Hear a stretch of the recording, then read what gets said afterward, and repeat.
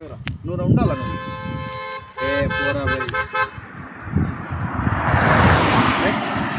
ఇది నీ పంట నాశనం చేస్తుంది, మురిగిపోతున్నది. లేదా వర్షం ఎక్కువ పడుతుందో గ్యారంటీ లేదు. వర్షం పడ్డది, ఈ నీళ్ళు ఎండ కొడితే ఎండిపోవచ్చు, లేకపోతే భూమి లోపలికి ఇంకిపోవచ్చు. ఇది ఎందుకు ఇంకిపోతలేవంటే ఇక్కడ కింద కనకర సిమెంట్ డాంబర్ ఉంది కాబట్టి ఇంకిపోతుంది. మనం ఏం చేయాలి? ఆ భూమిలో వెళ్ళకోవాలి. నేనేం చేస్తున్నా, నా భూమిలో నీళ్లు వేస్ట్ కాకుండా ఒక మంది వేసుకుంటాం, ఇట్లా చల్లుకుంటాం. మనం ఇసుకలు కలుపుకొని చల్లుకుంటాం. నీకు కాంట్రాందుకు వేసిన ఏమవుతుంది? ఏమైంది చెప్పు? నీళ్ళు ఉన్నాయి కదా ఇప్పటిదాకా, ఎరువై నీళ్ళు మరి ఇవి ఉన్నాయి కదా, ఇవి ఉండాలి కదా. ఇంకా ఇడిస పెడదాం, కావాలంటే ఇంక ఇడిస పెడదాం, ఇడిస పెడదాం. ఎన్నన్నీ ఇడిస పెట్టి తాగేస్తారు.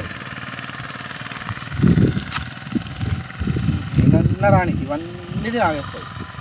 ఒక కణం 2 లీటర్ల నీళ్ళు వస్తుంది. ఒకటే కణం, అందులో కణాలు ఉన్నాయి కదా, అదంతా కణం నీళ్ళు మొత్తం ఎక్కేస్తుంది. ఈ ప్యాకెట్ ఎందుకు కొంచెం తీసి రైడ్ అయ్యాలు, లేకపోతే దీన్ని కాలుతుంది, ఇదంతా ఇమ్మేయు. ఇవన్నీ నీళ్ళు అంటకుండా చల్లసి ఇదంతా వెళ్ళసి ఇల్లు అయితే ఇష్టం అంతా చల్లసి ఇంకా అదంతా ఇంకున్నది. రైట్, ఇవన్నీ నీళ్ళు తాగేసి కొంచెం టైం తీసుకుంటుంది. కాకపోతే మొత్తం జెల్ లాక్ అయిపోతుంది.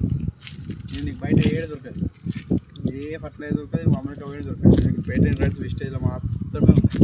విస్టేజ్ దగ్గర మాత్రమే ఉంటుంది. ఏం చేయాలంటే దుక్కిలనే పంట పెట్టకుండా ముందు వెళ్ళకూడదు. వర్షం ఎక్కువైనా నీ పంట కర కాదు, వర్షం పడకుండా నీ పంట కర కాదు. నీళ్ళు లేకుండా పంట తీయచ్చు. నువ్వు చూసుకో, కొంచెం ఏం పడినా మొత్తం జెల్ అయిపోతుంది. నీకు అర్థం కాదు, ఒక కట్ట కట్టిన ఎంత వేసినా ఇది 1 ఎకరానికి వస్తుంది. మీకు ఏంటంటే మనం ఫస్ట్ రాగానే చల్లినవాడికి ఇప్పటిదాకా ఇవన్నీ అయిపోతుంది. అదే మందు ఇది 7వ